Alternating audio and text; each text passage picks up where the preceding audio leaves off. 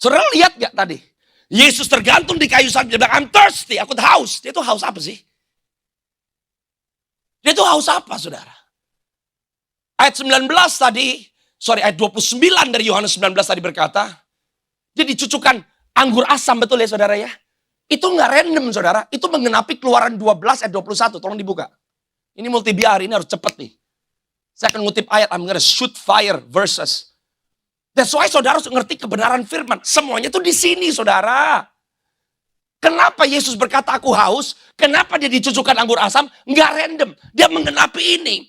Waktu orang Israel masih ada di Mesir, mereka mau keluar Paskah pertama. Mereka makan Paskah pertama masih di Mesir, tapi harus pegang tongkat sama sendal. Karena Tuhan bilang, habis Paskah, kamu harus jalan keluar.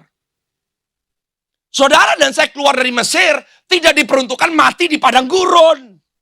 Tapi di padang gurun, di dalam perjalanan Anda mengenal siapa yang mereka sembah. Mereka nggak tahu sistem penyembahan waktu itu.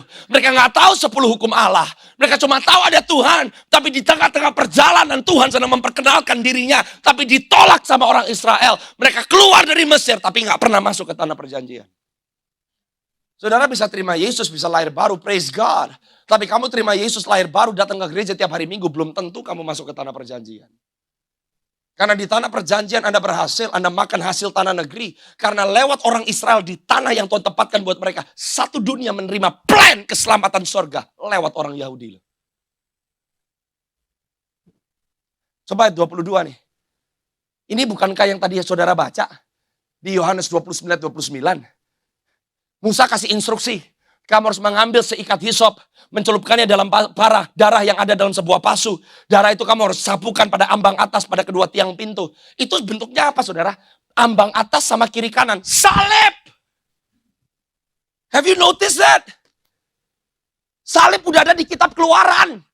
Pasal 12 ayat 22. Waktu darahnya di ambang atas, kiri kanan, it's a cross. Salib bukan tujuan. Salib itu awal.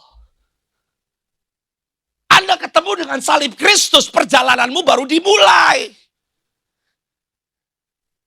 Yesus haus.